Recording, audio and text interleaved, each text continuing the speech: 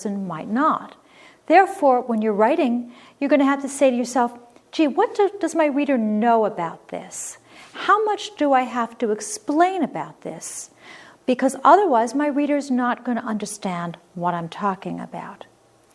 Your audience also determines the words that you use. For example, the jargon or the specialized language of a certain field.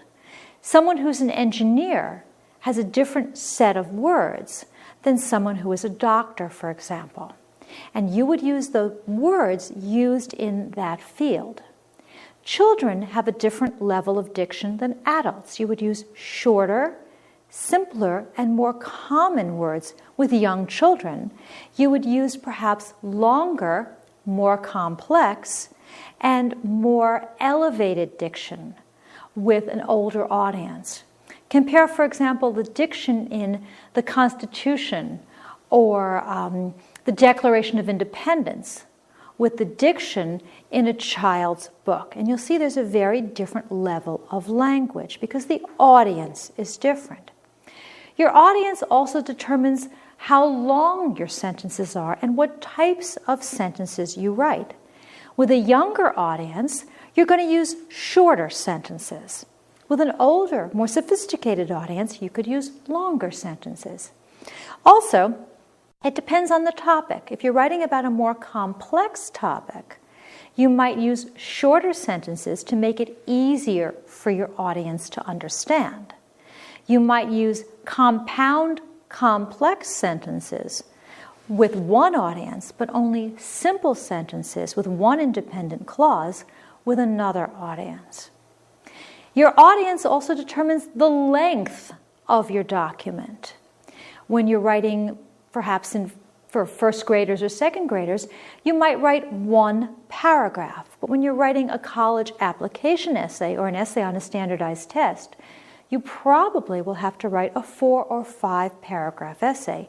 A 1 paragraph response would be considered inadequate for that audience.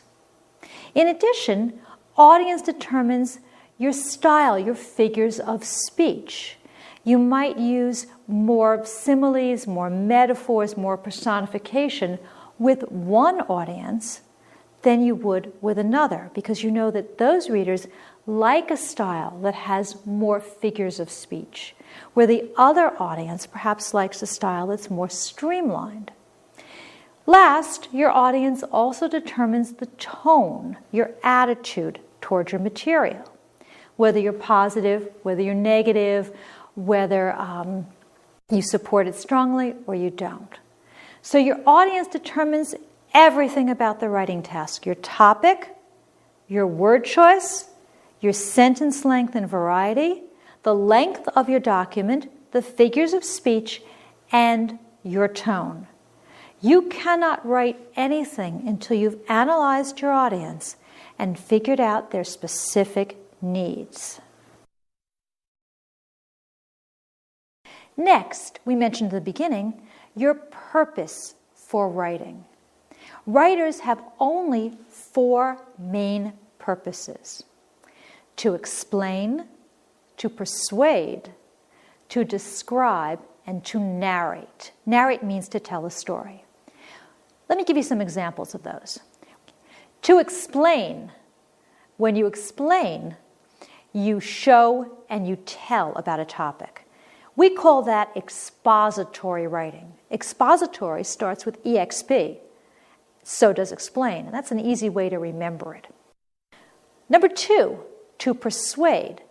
When you persuade, you are convincing people that your idea deserves serious consideration. Persuasion is also called argumentation. Number 3, to describe. When you describe in writing, you use the 5 senses to help your readers visualize or get a mental picture of what it is you're writing about. And the 4th kind is to narrate or to tell a story. In this case, what you're doing is you're entertaining. Writers can have more than one purpose, of course, and most kinds of writing do. For example, narration always has description in it because you can't write a narration or a story without description. A fable, for example, is a type of narration. It tells a story. It also has a lesson or a moral at the end.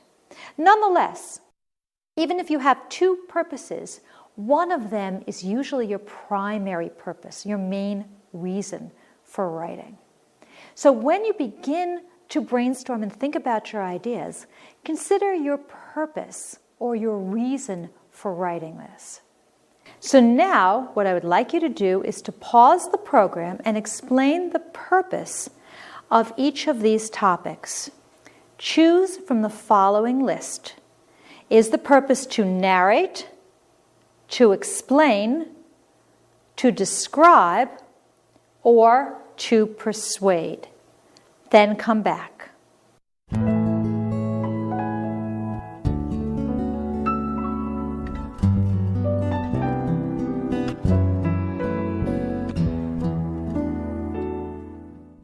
Here are the answers. My mother's herb garden. Well, probably you will describe the herb garden. You might name and talk about each plant. You might describe the oregano, the chives, the sage, the basil, and you would show through your writing what each specific herb looks like, what it smells like, how it grows, and how it's used. This particular topic lends itself very well for description because you can talk about each specific type of plant. Number 2, how to plant an herb garden. Well, the words how to tell you that you're going to explain. This will be a process analysis paper as you list the steps in order. For perhaps to plant an herb garden, you might first choose which herbs you're going to grow, then you might prepare the soil, then you would actually plant the herbs, then you would have to water them and fertilize them and weed them and so on. So you're doing step 1, step 2, step 3, step 4. You're explaining the process. Number 3, why people should cook with herbs. The word why tells you this is a persuasive essay. Why should people cook with herbs? Well, maybe herbs give your food a lot of flavor without adding many calories. Perhaps herbs make your food look prettier because you can sprinkle them on top. So you would try to persuade your audience to use more herbs in their cooking by giving specific reasons why, as I just did with those 2 reasons. And number 4, the rabbit and other creatures in the herb garden. Well, this probably would be a story. You're going to narrate.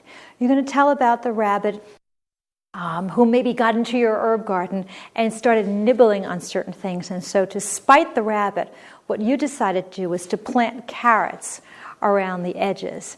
And the rabbit ate through one part of the carrots and then ate all the way through the garden and ate everything in its path. Or maybe you decided, why not? Let the rabbit have some food.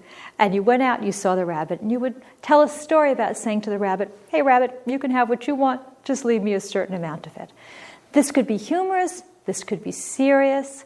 This could be funny. This could be poignant. But it would be a story about a rabbit getting into your garden. So now what I would like you to do is to pause the program and explain the purpose of the passage in your study guide.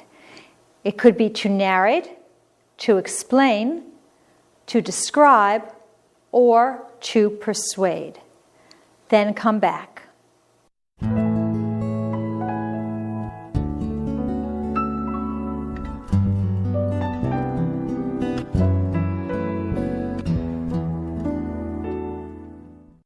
The purpose is to narrate, to tell a story.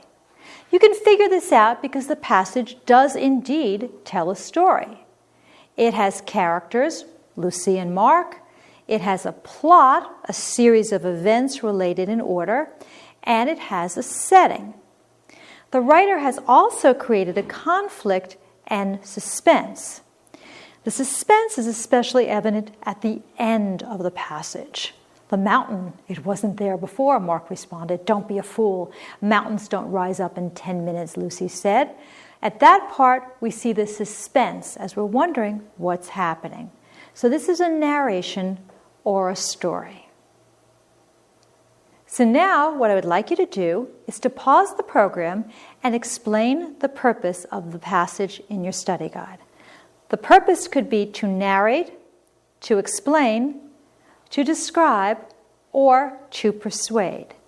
Then come back.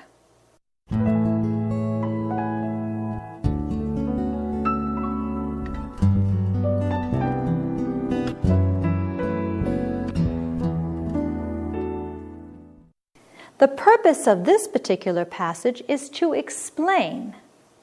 You can infer this because the text gives specific facts, details, and other information. For example, we have 1594 to 1599, continued as a principal actor and manager in the Lord Chamberlain's Men, and in 1599, he became part owner in the most prestigious public theatre in London, the Globe. From these facts, details, and examples, I can figure out that the writer wanted to explain a part of William Shakespeare's life.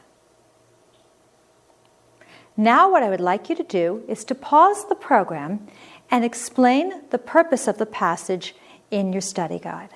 The purpose could be to narrate, to explain, to describe, or to persuade. Then come back.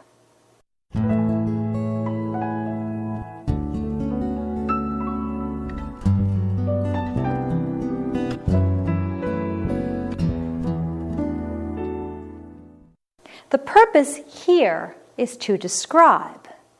Remember, description is writing that appeals to the 5 senses.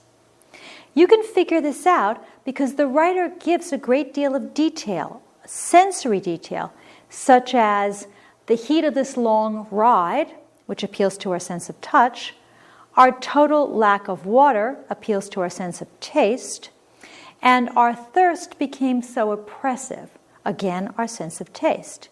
You can see this in other details as well. For example, under our heavy loads, the sense of touch, the heat and the deep dust of the road, which is touch and sight, and water discolored with the soap the soldiers had used in washing, sight.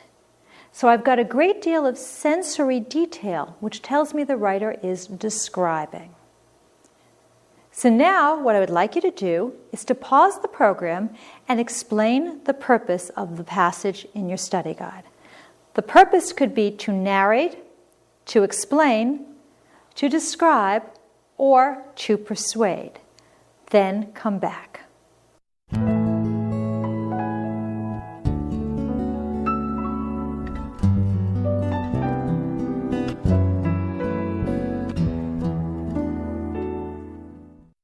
The purpose here is to persuade.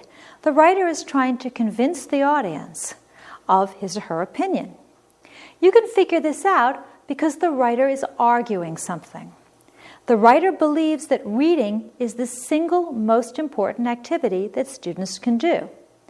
As a result, all students should have an hour of mandatory reading time every day, the writer believes. Now, this